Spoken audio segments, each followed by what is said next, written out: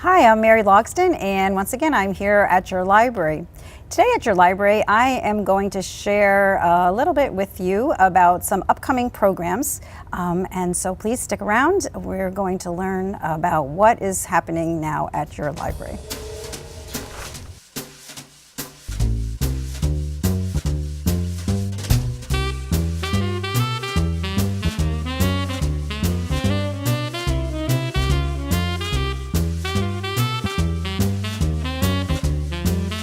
Well, as I said, I'm really excited today because I'm going to have a chance to promote some new library programming that's on the schedule in upcoming months, and I'm able to do that because we actually also have a new library staff member.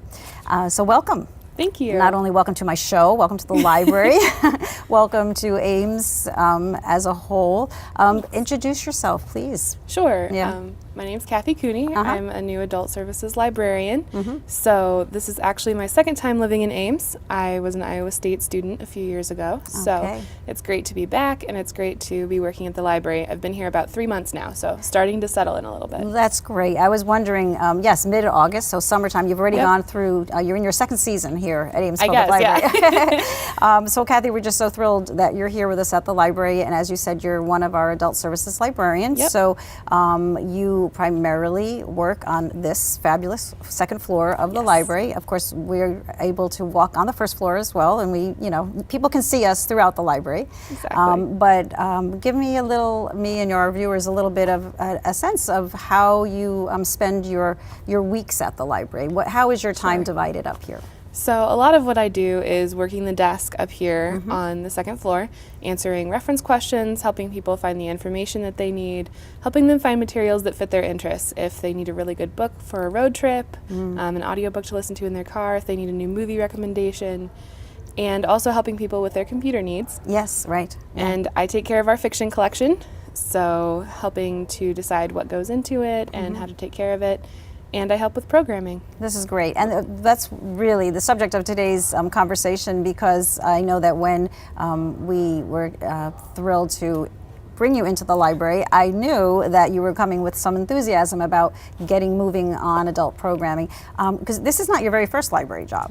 No, I actually, before this, was a librarian at Marion Public Library in Marion, Ohio. Not to be confused with Marion, Iowa. Okay, thank you. And that's a pretty small town about an hour north of Columbus. Okay. So. And I remember when we chatted before you came to the library, you had given some good ideas about library programming, and that was an area that in your previous work you hadn't had a chance to really do as much as you would have liked to. So I am really thrilled to give you some free rein, and so we are going to be starting a new reading program in January. Yes. So tell us a little bit about your idea here. Sure. So part of what I wanted to do was look at places that the Ames community wants to get involved but hasn't necessarily had an opportunity to yet. Book groups that we maybe aren't already doing. Right. So what's a little bit different about this book group, first of all, is it's going to focus primarily on nonfiction books. Okay.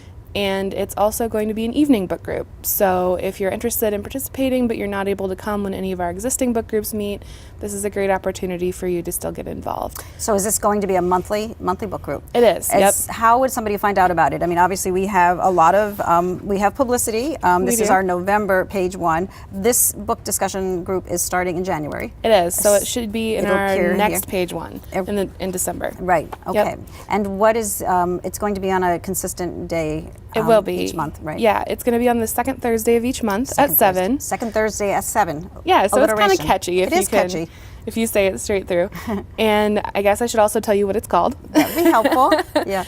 We're going to call it 028 or 028 or whatever iteration of that you'd like to say. All right. Real Reads. Okay. And the reason for that is 028 is the call number, the Dewey Decimal number for reading.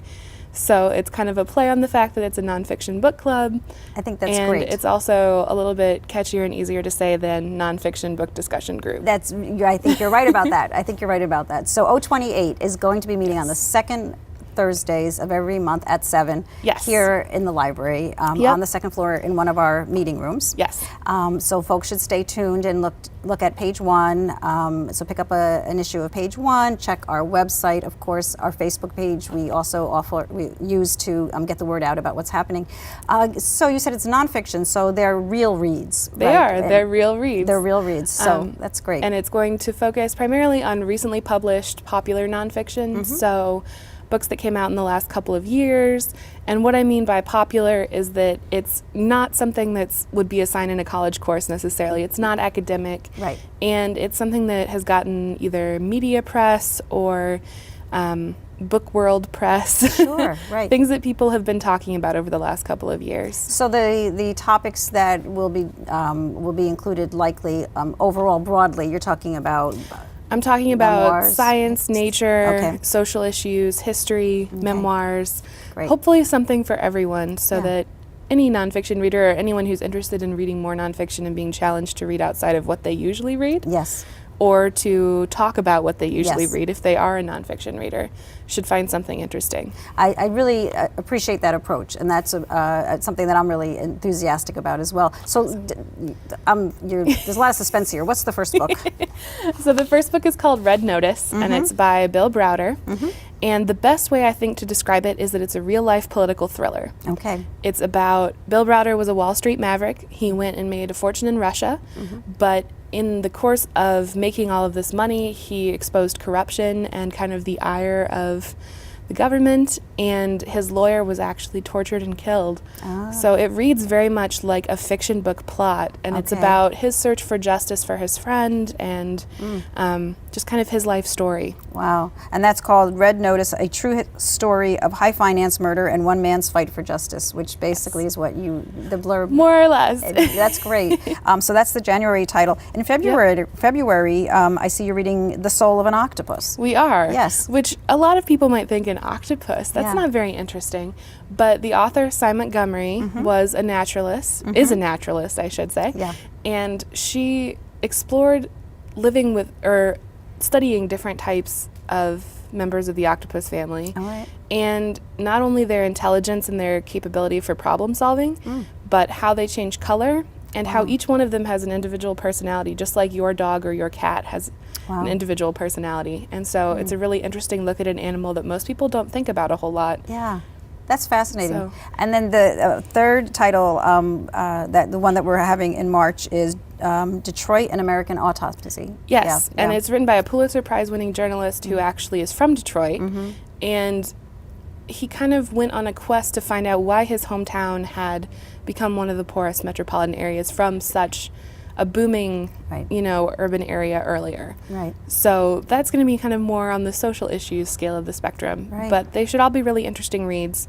And I should also say it's a little bit different than a lot of our other book clubs because we will all be reading the same title Right. and talking about it. That's right. So thanks for pointing that out. So currently we have Books at Noon, which meets on it's the fourth Wednesday of every month. And Books at Noon readers come over the noon hour, obviously, and they just share something about a book they've recently read. Sure. And through the course of the hour, what's nice about that is they get to hear about different stories, different books that are out there and that people have either enjoyed or don't recommend. Yeah, it's a great variety. It's a lot of variety.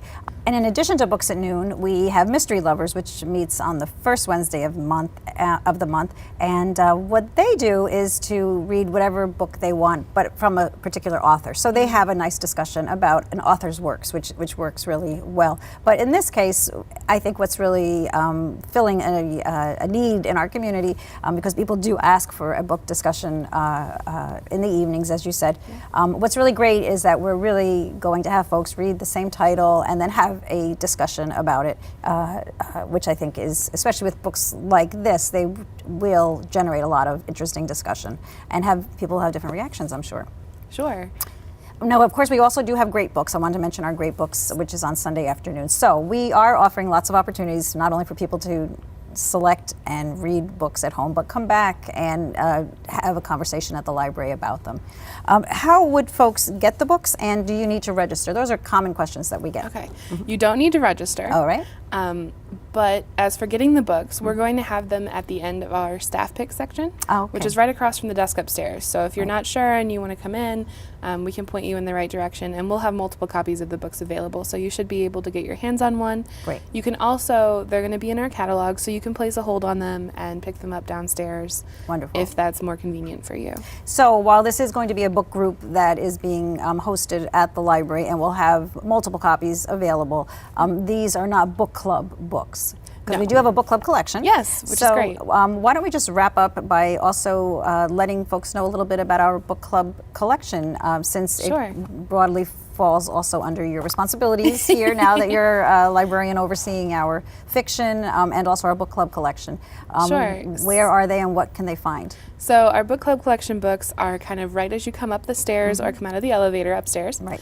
And basically what they are books that are easily discussable. There's something that different members of a group will find to talk about in those books. Right. And we have multiple copies. So if you're having a book club outside of the library, then you can come choose from our selection. You can get books for every member of your group and have a great discussion that way. So it's just a way to make your life easier if you're someone who loves books and wants to talk about them outside of the programs that we offer. Right, and that is a really popular collection, and people do continually ask us.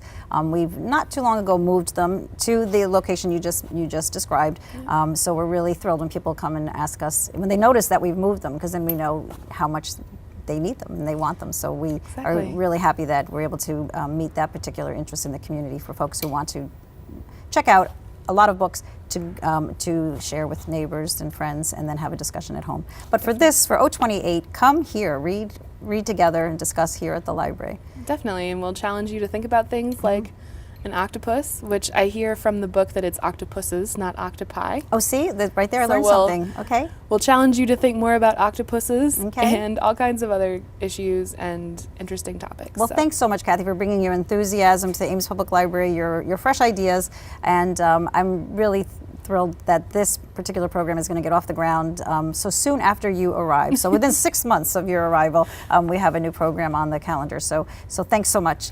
And well, thanks for having me, Mary. I've really enjoyed it so far, and I'm looking forward to the rest of my adventure in Ames. Well, great. Stick around now because you'll see a few of the most recent additions to the library's collection.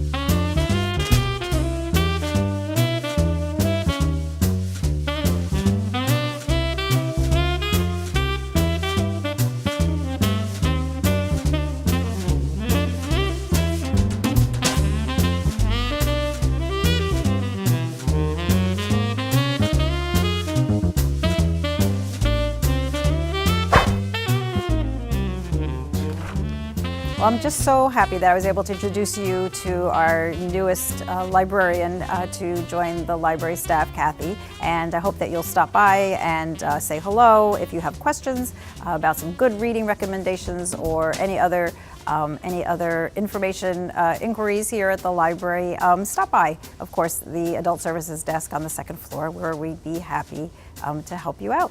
And you can say hi to Cathy.